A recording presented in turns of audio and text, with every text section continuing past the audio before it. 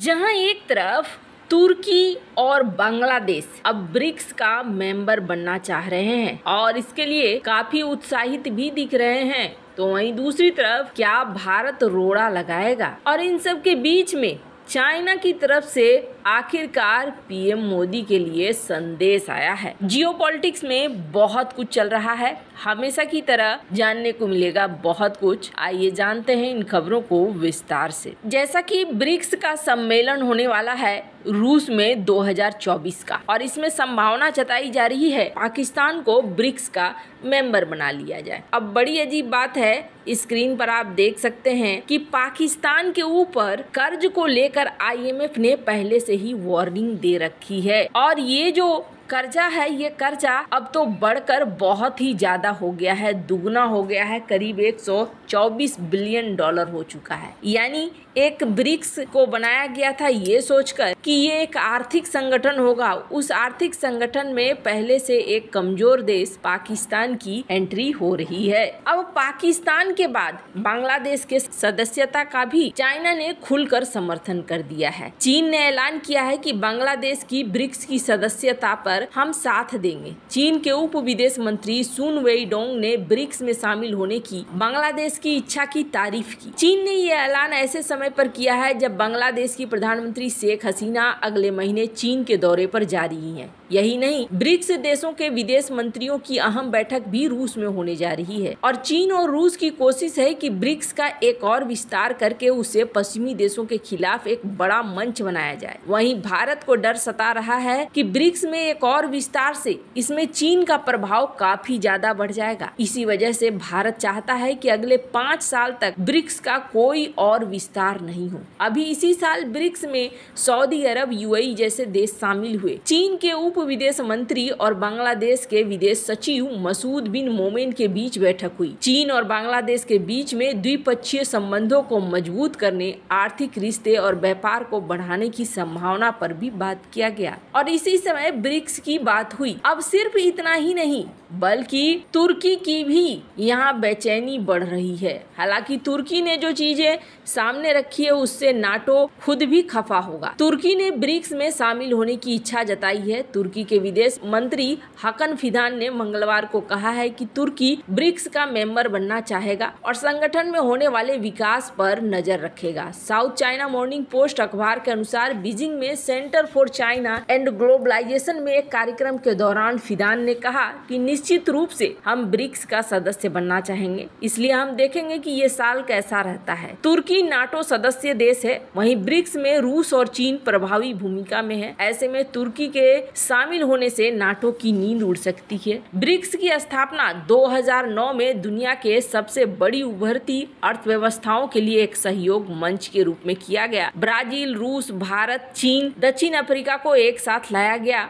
1 जनवरी 2024 को इस ब्लॉक का विस्तार करके इसमें मिस्र, इथियोपिया, ईरान और यूएई को शामिल किया गया। लेकिन अगर आप देखेंगे तो ये जो नए सदस्य शामिल हुए हैं, इनमें इजिप्ट की इकोनॉमिक स्थिति बहुत खराब है, उसके बाद ईरान की स्थिति भी बहुत खराब है, बांग्लादेश और पाकिस्तान जिसकी बात कही जा रही है उनकी स्थिति भी बहुत खराब है, और सिर्फ उतना ही नहीं, यहाँ पर तुर्की के अंदर जो महंगाई है वो काफी ज्यादा बढ़ी हुई महंगाई है। स्क्रीन पर आप आर्टिकल देख सकते हैं। इन सब के बावजूद तुर्की को भी और इनको भी शामिल क्यों किया जा रहा है? कारण क्या है? तो कारण है लोन।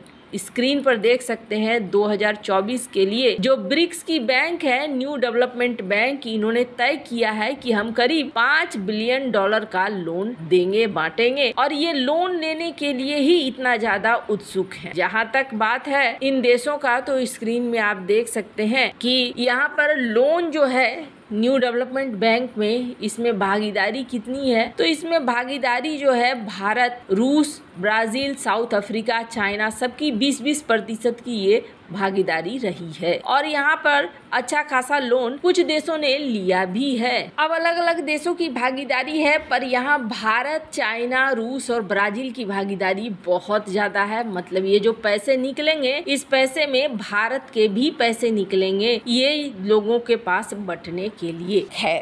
जहां एक तरफ इन सारे देशों को एकजुट ला रहा है चाइना, तो लाने के पीछे कारण क्या है? कारण है कि भारत के साथ या फिर दुनिया में किसी भी के साथ यानी वेस्ट के साथ भी यहाँ एक बैलेंस बनाकर रखा जा सके, और इसी कारण से ये सारा कुछ किया जा रहा है। नाटो के खिलाफ एक आर्थिक संगठन बनाकर खड़ा रखना चाहता है। खैर, जहां एक तरफ ये सब कुछ चल रहा है, तो वहीं दूसरी तरफ भारत के पड़ोसी देशों का अभी तक संदेशा आ गया था, पर चाइना का संदेशा सीधे तौर पर नहीं आया था। चाइना ने आखिरकार आज पीएम नरेंद्र मोदी को जीत की बधाई दी है और कहा है कि वो काम करना चाहते हैं साथ मिलकर एक दूसरे के बायलैटरल टाइज के लिए। ये भी कहा गया है कि जो रिजल्ट है जनरल इलेक्शन का, वो भी पीएम मोदी और एनडीए के पक्ष में है। चाइना की फॉरेन मिनिस्ट्री की प्रवक्ता माओ निंग ने ये बात कहा। माओ ने आगे कहा कि अब ऐसा लगता है जैसे कि दोनों ही देशों में एक स्टेबल रिश्ते बनाने का समय आ गया है, शांति का समय आ गया है, और चाइना वर्क करने के लिए तैयार खड़ा है कि किस तरीके से जो फंडामेंटल इंटरेस्ट हैं एक दूसरे देशों के, उन पर बात किया जा सके। रिलेशन बीजिंग का और न्यू दिल्ली का कैसे ठीक किया जा सके। अब यहाँ पर इन्होंने इस चीज को कह तो दिया है, और इसके बाद कई सारे और भी बड़े नेताओं के विशेष आने शुरू हो चुके हैं, जिनमें से इजराइल की तरफ से बेंजामिन नेतन्याहू के भी तरफ से बधाई संदेश आए हैं। कई सारे देशों की तरफ से अब बधाई संदेश भारत को मिलने शुरू हो गए हैं। हालांकि अभी तक गवर्नमेंट फॉर्म नहीं हुई है, और दूसरी बात यह है कि यहाँ दोनों ही सरकारों के बनने की उम्मीद जताई जा रही है। पिक्चर अभी तक क्लियर निकल कर नहीं सामने आया है कि क्या ये एक एनडीए की गवर्नमेंट होगी या फिर इंडिया की गवर्नमेंट होगी। अब भारत के लिए कई सारी चीजें सामने रखी हुई हैं, जब तक यहाँ पर एक आगे क्या होता है। वैसे कहा जा रहा है कि 8 जून को पीएम मोदी पीएम पद की शपथ ग्रहण ले सकते हैं, और ये देखना बड़ा ही दिलचस्प होगा, क्योंकि माना जा रहा है कि अगर एनडीए बन भी जाता है सरकार, तो भी दो जो इनके सहयोगी हैं वो कभी भी आगे पीछे हो सकते। एनडीए न होकर इंडिया की सरकार बनती है तो इन्हें थोड़े ज्यादा जरूरत होंगे आंकड़ों की। खैर, अब ये आने वाला जो समय है ये बड़ा अजीब सा हो रहा है, अभी तक क्लियर निकल कर सामने नहीं आ रहा है। वैसे आपको क्या लगता है इन सब मामले में? आपकी क्या राय है? कमेंट कर जरूर बताएं। जल्द मिलते हैं अगले वीडियो में नई खबर के साथ।